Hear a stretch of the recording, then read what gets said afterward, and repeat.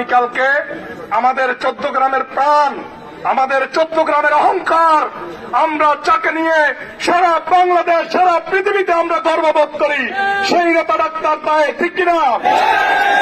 উনি আন্তর্জাতিক পর্যায়ে ছাত্র জীবনে ভূমিকা রেখেছেন।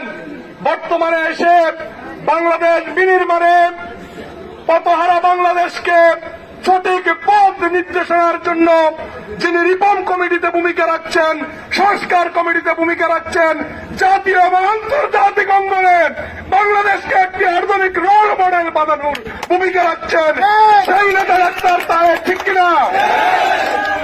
তিনি আমাদের মাঝে আসছেন জাতিসংঘের 82তম অধিবেশন শেষ করে, রাষ্ট্রীয় সফর শেষ করে 14 গ্রামের সন্তান 14 গ্রামে আসছেন। আমরা তাকে অভিবাদন জানাবো, ঠিক কিনা?